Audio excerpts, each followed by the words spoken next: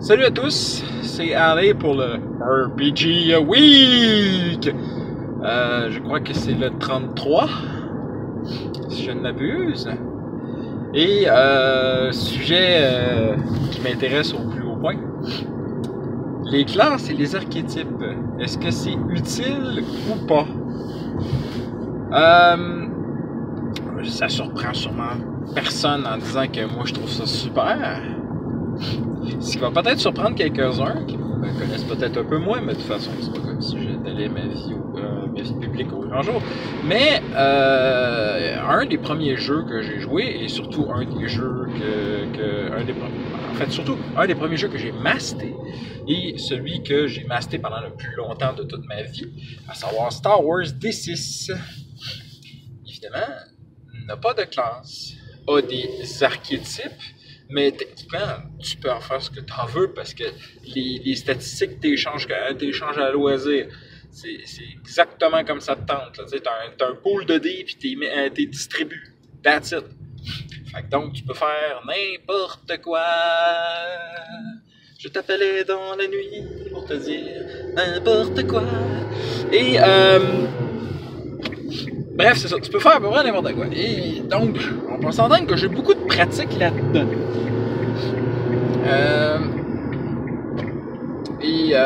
Mais vraiment... Ah, merci, laisse passer, monsieur. Comme les connus. Vous êtes félicités. Donc, Beautiful Stranger.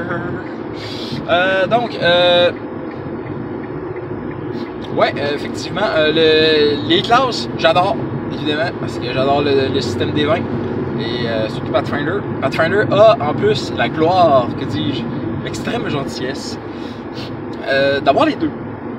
Alors donc, tu as la classe qui te donne un barème de comment que tu veux créer ton type de personnage. Puis ensuite, tu peux utiliser un archétype. Un archétype te permet de modifier une classe pour en faire quelque chose d'autre, généralement en prenant des statistiques d'une autre classe. Un de mes préférés, le Gun Paladin. Non, je l'aime pas particulièrement en fait. C'est juste que je trouve ça absolument awesome. C'est un paladin mélangé avec un gunslinger. Fait que c'est un paladin qui tire du gun. Tu sais, Holy Smite. That's it. Le seul problème, c'est que c'est ça le Holy, le Smite Evil n'est malheureusement pas très bon comparé au Smite Evil normal. Le Smite Evil te permet de faire plusieurs attaques avec ton Smite. C'est tant que tu vises un adversaire. Alors que le paladin, c'est ça pour un paladin, tandis que ça c'est en Pathfinder parce que tout le monde sait que en donjon 3.5, le Smite Evil c'est un seul coup.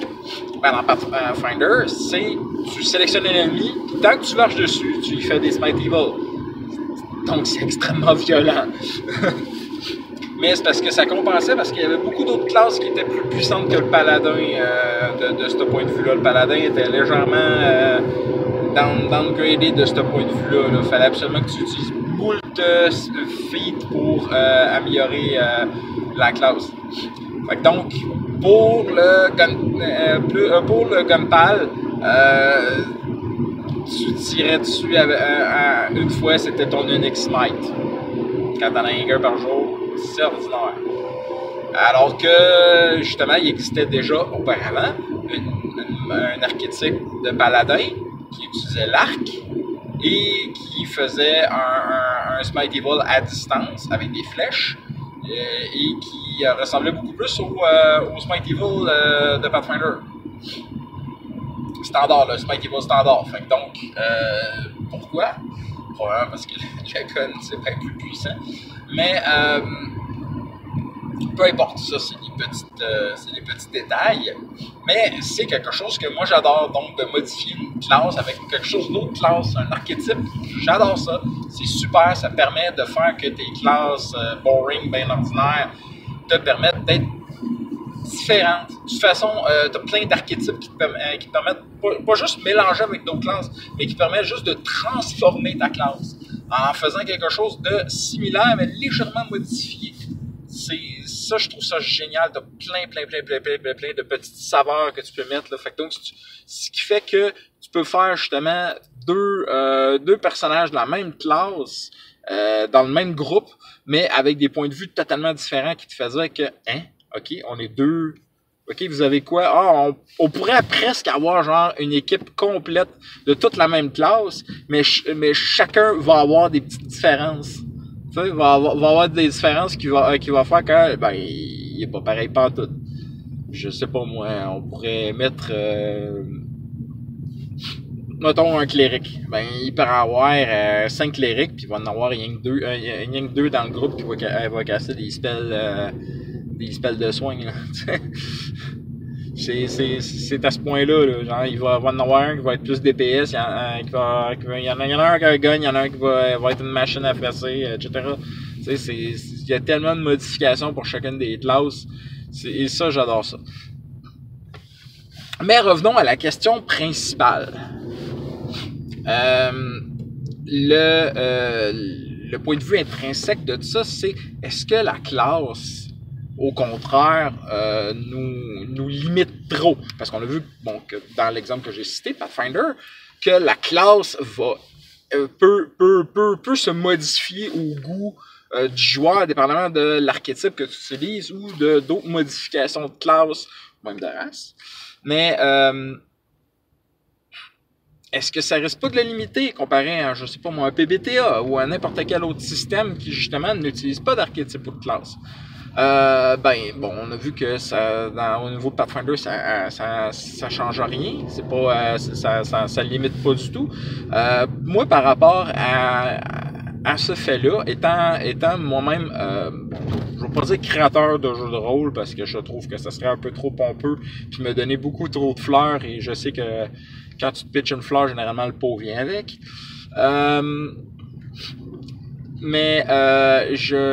Comment dire, quand tu crées un système, quand tu modifies plutôt un système ou quand tu crées une variante, c'est généralement ce que je fais. Moi, genre, je prends Donjon 3.5, Pathfinder, etc.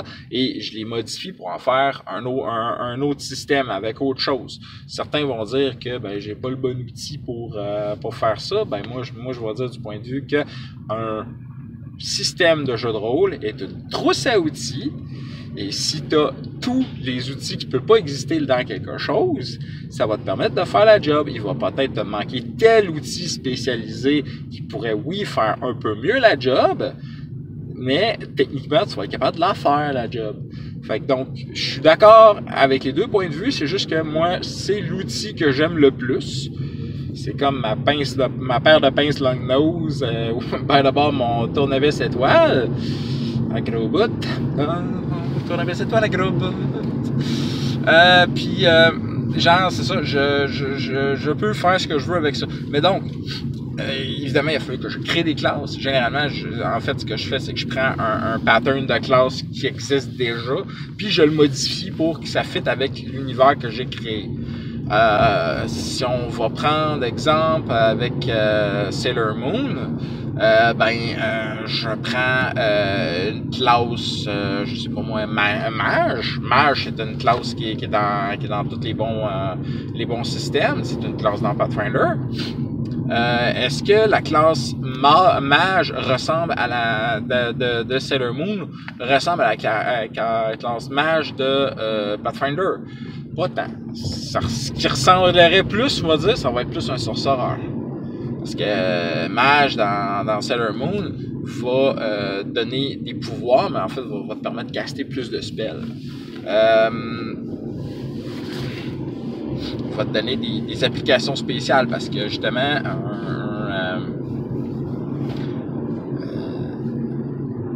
ça va te permettre ça va tout simplement te débloquer des spells qui sont en rapport avec ta planète. Dans le cas qu'on avait eu, la magicienne, c'était Solar Venus. Évidemment, donc elle avait des pouvoirs de lumière, et avec la lumière, on va dire c'est le oui, si on veut dire là, aussi. Et avait aussi des pouvoirs de métal. Fait que donc, qu'est-ce que ça y donnait? Ça y a donné un... elle pouvait aussi manipuler les émotions, évidemment. C'est Sailor Venus, elle a le pouvoir Love and Beauty. Alors donc, elle avait eu une variante de shield qui, dans le fond, faisait un mur de métal de 2 mètres de haut par 2 mètres de large, à peu près, je ne me souviens plus là, exactement. Là. Mais bref, ça faisait carrément un mur de métal. C'était statique, ça bougeait pas. C'était extrêmement solide. Si elle avait le temps de le caster avant qu'un ennemi envoie sa plus grosse attaque, ou plus ça, l'attaque elle passera pas au travers. Puis là, genre, le Big Boss. Par contre, c'est statique. Fait que si l'ennemi bouge, ben...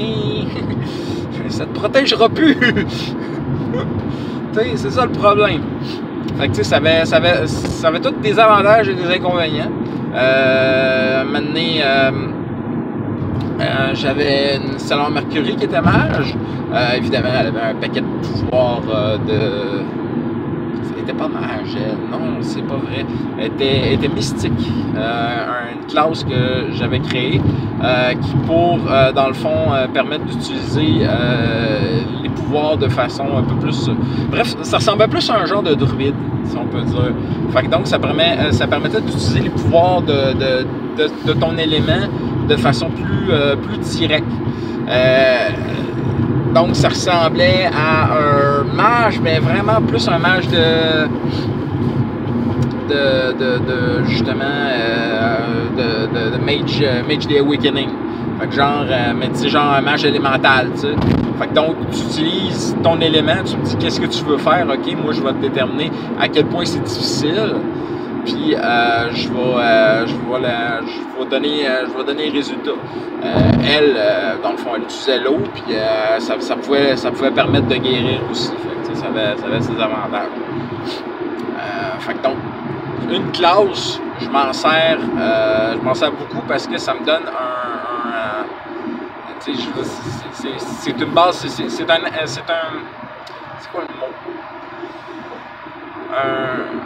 Pas un archétype, c'est un standard. Bon, c'est pas ça du tout. Moi, je me suis jamais de cette espèce... Un stéréotype, voilà! Bon! Je me suis jamais du mot stéréotype, je sais pas pourquoi. Donc, quand on commence un personnage, surtout quand on est débutant, ben, on va chercher à faire quelque chose de relativement assez général. Donc, on va chercher un stéréotype qui nous plaît. Donc, puis ça permet aussi même à des joueurs chevronnés, bon, ben, j'ai joué tel type de stéréotype. J'ai le goût, ça me tente de varger. Je vais faire un guerrier. Mais est-ce que le guerrier va être vraiment de varger de la façon que tu veux? Tu sais? Est-ce que ça va pas aller mieux avec un barbare? Etc. Tu sais? Donc, ça, c'est une question de stéréotype. Puis, en même temps, j'approuve ce que mes collègues ils disent aussi. Le fait de, quand tu veux jouer, oui, tu peux passer à travers toutes les classes en disant, bon, ok, celle-là m'intéresse plus. Mais quand tu tombes sur un système un peu comme Star Wars D20, puisque les classes disent pas tant de choses que ça. Comment dire? Ok, un tech spécialiste, c'est beau, tu peux être un technicien. Mais comment ça s'appelle donc la classe? T'as une classe de base qui est quoi donc? En plus, c'est la classe du mot qui est à Joël. Je n'ai pas d'allure à pas m'en rappeler mes maudites classes. Mais bref, bon. Tu sais, un noble, ok, ça a l'air d'un barde, tu sais. Un tech spécialiste, ok, c'est l'équivalent là-dedans d'un mage, mais en termes d'intel, puis ça va faire différentes choses.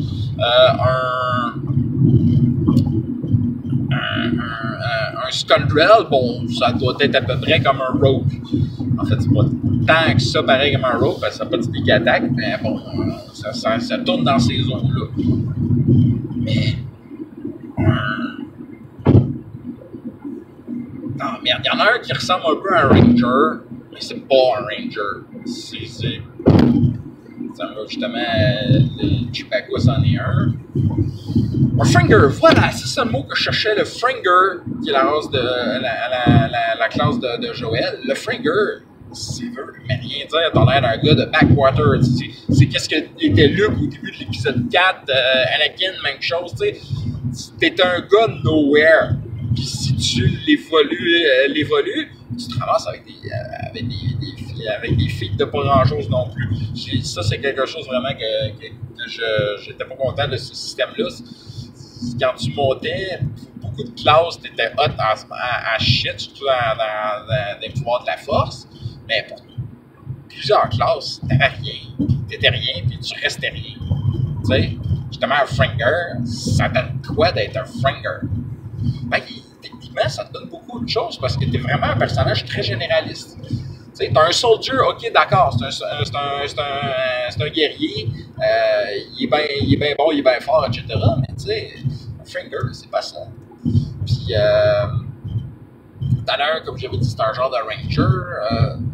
T'en as 3 classes qui sont basées sur la force. Un qui est un peu plus un genre de mage de la force. Un qui est un peu plus un paladin, carrément, de la force. Puis un qui est un genre de druide de la force. Tu sais, genre, il est vraiment entre les deux.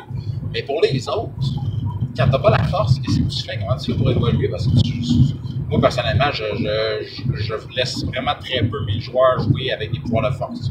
Pas d'abord très très bas, là. Tu sais. Qu'est-ce qu'ils font par rapport à ça? Ben, c'est ça. Il y a certaines classes. C'est des stéréotypes. C'est des choses pour te permettre à choisir. Puis comme je disais tout à l'heure, mes collègues suggèrent d'abord d'avoir une idée. Bon, qu'est-ce que tu veux faire? Qu'est-ce que tu veux que ton personnage fasse? Qu'est-ce que tu veux que ton personnage soit? Dis-moi pas une classe, tu veux me dire une classe de quelque chose qui va ressembler à, tant mieux, mais tu sais, dis-moi pas, je te demande pas de choisir avec qu'est-ce qu'il y a dans le livre. Dis-moi ce qui te tente, puis il y a moyen de faire avec. Si la personne me dit, ben, je vais être un pilote, bon, il y a beaucoup de choix. OK. Après ça, qu'est-ce que tu voudrais faire? OK, c'est beau, tu vas piloter, ça, c'est pas un gros problème. Qu'est-ce que tu veux par rapport à ton pilotage? Tu veux-tu être plus un combattant ou tu veux juste être un pilote roublard, etc.? Tu sais, ou tu veux être quelqu'un qui va évoluer dans la direction que tu veux, tu sais. Mais c'est ça. C'est encore une grosse critique par rapport à Star Wars D20 que j'ai toujours le désir de le pathfinderiser plus. Je dois. Merde, c'est un système que les classes, je les aime pas tant que ça. C'est correct à niveau 1 ou 2, là, mais plus haut que ça, dès niveau 3, 4, 5, j'ai le goût de rajouter des choses. Je trouve que la classe est trop vite. Il n'y a rien dedans. C'est des bonnes idées, mais ça doit être plus développé. Puis Star Wars Saga, ben, je trouve que les classes ont surenchéri parce que justement c'est basé sur la 4e édition. Fait que ça n'a aucun sens. Fait que bon. Fait que je déballe la terre là-dessus depuis 20 minutes.